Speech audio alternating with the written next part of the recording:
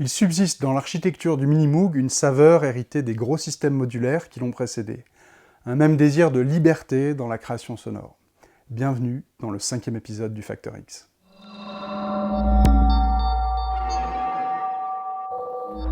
Au cours de l'épisode précédent, on a abordé quelques-unes des techniques qui permettent d'emmener un synthé soustractif hors des sentiers battus.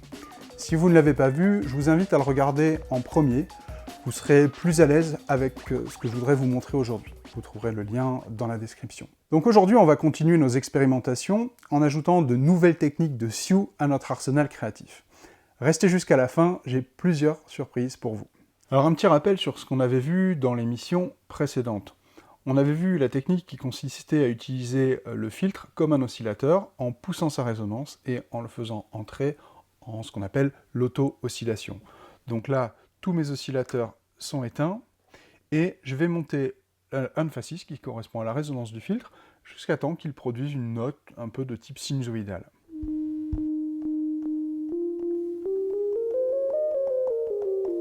Et vous voyez qu'il est accordé. Bon là j'ai mis un petit delay, une petite reverb, mais voilà, la nature du son, elle est comme ça. Donc ça c'était la première chose, l'auto-oscillation du filtre, qui est vraiment une technique qui est très utile et sur laquelle on va encore s'appuyer aujourd'hui. Deuxième chose qu'on avait vue, on avait créé un vibrato en utilisant ici la matrice de modulation. On allait contrôler la fréquence de coupure du filtre en activant le petit switch ici, filter modulation. On pouvait choisir l'oscillateur 3 qu'on mettait en low frequency et ensuite on pouvait aller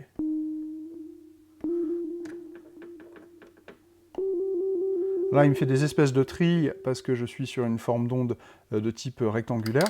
Je vais aller vers, voilà, sur une triangle pour avoir cet effet de vibrato caractéristique. Et on avait vu qu'une des forces du Minimoog, c'était la possibilité de mélanger entre elles plusieurs modulations. Et moi, ce que j'aime bien, notamment, c'est rajouter un petit peu de bruit à l'intérieur de quelque chose de cyclique. Et donc, mode mix, à une extrémité, il y a l'oscillateur 3, parce que je suis ici en mode oscillateur 3. Et l'autre extrémité, je peux le mettre en position noise. Et là, mon switch en position noise. Donc si je me mets complètement comme ça, je vais monter. Donc là, j'ai une vibration à l'aide du bruit rose, pink. Et ici, une vibration un petit peu plus rapide, avec des plus grandes amplitudes de variation quand je suis en white. Et ce que j'aimais bien faire, c'était utiliser un petit peu des deux.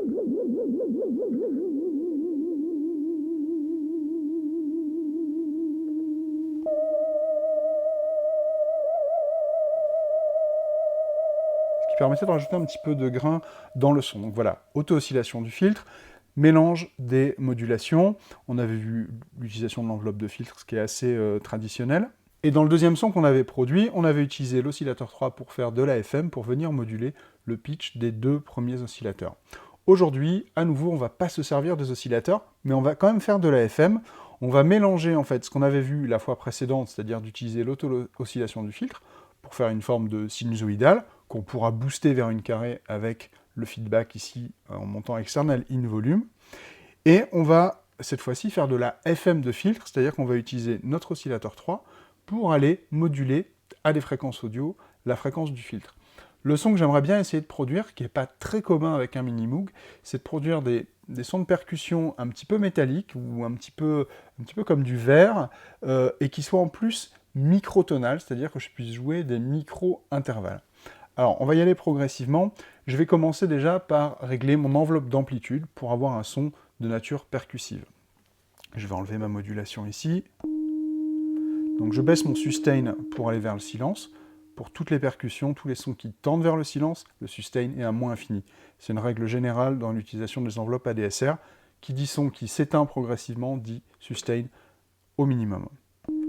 Et ensuite, je vais régler le temps de decay, le temps que je mets pour aller vers le silence. Donc je vais faire un truc assez court. Et maintenant, je vais utiliser donc l'oscillateur 3 à des fréquences audio pour venir moduler la petite note que j'ai créée ici. Alors pour le moment, je ne suis pas encore microtonal, je vais peut-être commencer par là pour vous montrer. On a deux boutons pour le key tracking. Le key tracking, je vous rappelle, c'est le suivi de notes. C'est à quel point la fréquence du filtre suit les notes qu'on joue sur le clavier. Quand les deux sont enclenchés, je suis à 100%. Et c'est pour ça que j'entends une gamme et que ça correspond aux notes que je joue. Mais regardez, si j'en enlève un, par exemple celui-là, vous voyez que je travaille sur des micro-intervalles. Donc, il y en a un qui a plus d'action que l'autre. Voilà, donc moi, dans mon exemple, je vais laisser uniquement le deuxième activé. Qui me fait du coup des hauteurs un petit peu intermédiaires, comme ça, et je trouve que c'est intéressant pour le son vers lequel je veux aller aujourd'hui. Maintenant, je vais aller travailler le timbre. Donc, je vais utiliser mon oscillateur 3 à des fréquences audio, donc je vais le monter de manière un peu arbitraire, on verra après ce que ça donne.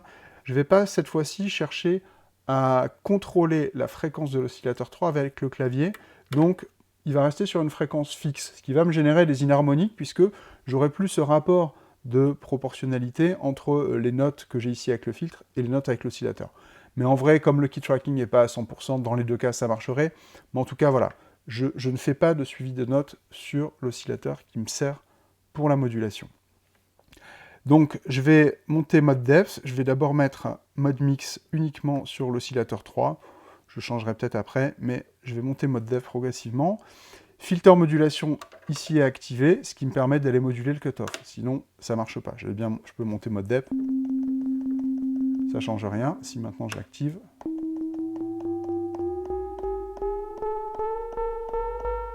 Et vous voyez que là, on commence à générer des partiels, des inharmoniques, des harmoniques.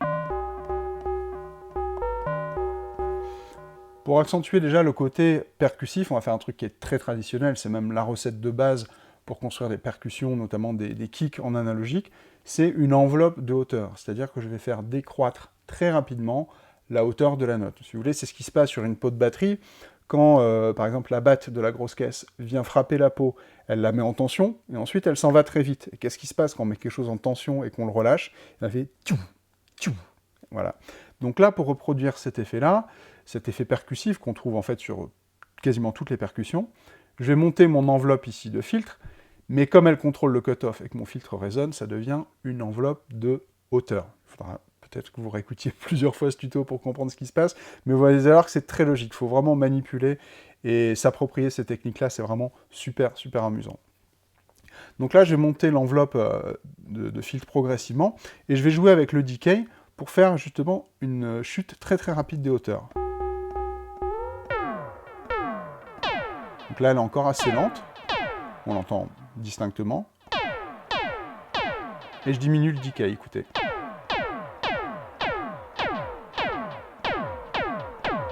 Et au bout d'un moment, ça me produit des transitoires, ça m'accentue mon attaque. Et plus je monte Month of Contour, et plus on va avoir une chute qui est importante. On va partir de plus haut encore.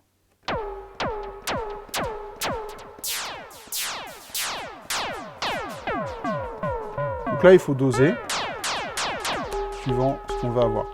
Moi, je suis à la recherche de ce côté un peu métallique, un peu vert. Donc je vais mettre quelque chose d'assez court et d'assez prononcé, pour faire des transitoires qui contiennent beaucoup d'aigus.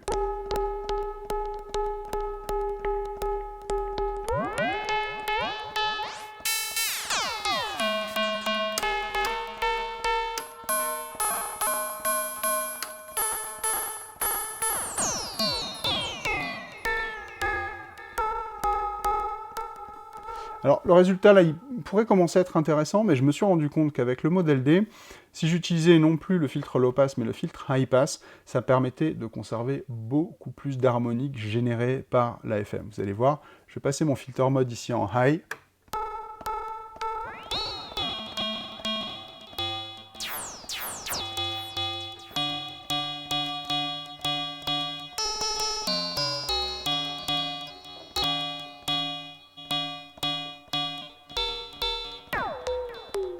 Suivant la quantité de modulation que je vais envoyer, le timbre va évidemment être très très différent. Je vais monter progressivement, écoutez bien et visualisez aussi sur l'analyseur de spectre comment ça évolue.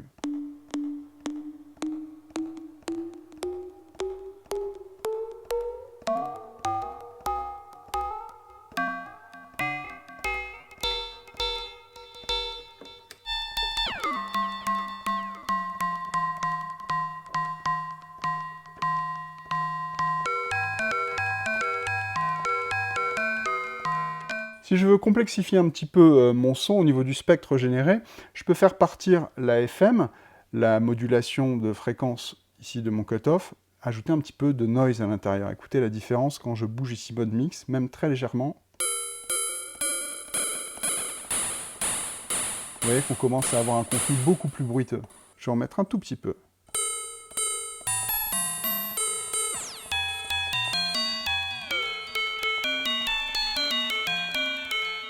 Rien ne m'empêche de toujours utiliser le feedback pour aller voir ce qui se passe quand je commence à mettre de la saturation, du wave shaping.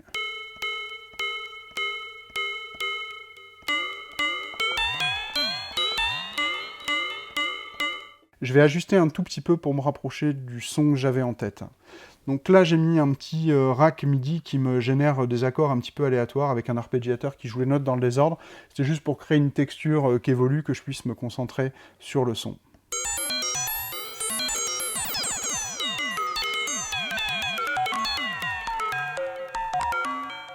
Voilà, je préfère avec la fréquence du filtre plus basse.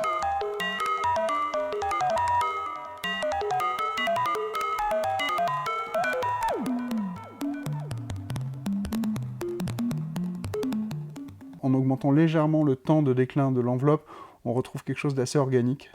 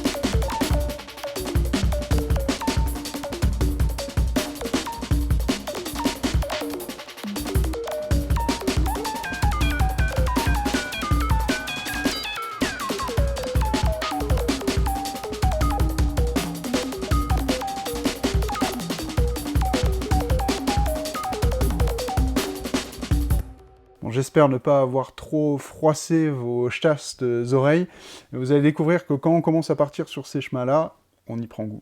Si je ne devais emmener qu'un seul synthé sur une île déserte, ce serait probablement le Minimoog. C'est aussi celui que je recommande pour débuter et approfondir la synthèse, car en plus d'être légendaire et de sonner merveilleusement bien, il est très évolutif et pas trop complexe. J'ai d'ailleurs créé une formation sur SoHub pour apprendre à le maîtriser de A à Z. On y crée ensemble plus de 40 sons pas à pas, des plus faciles aux plus complexes, des plus classiques aux plus fous, avec surtout l'objectif de vous rendre totalement autonome, quel que soit le synthé soustractif utilisé. Donc les surprises maintenant, je vous ai préparé une promo de moins 20% sur la formation en question avec le code MINI20. Il est valable jusqu'au 15 mai 2021. En l'achetant, non seulement vous pourrez progresser sereinement en synthèse, mais vous me permettrez aussi de continuer à vous offrir cette émission qui demande pas mal de boulot, comme vous pouvez l'imaginer. Cliquez sur le lien en description si vous voulez en savoir davantage.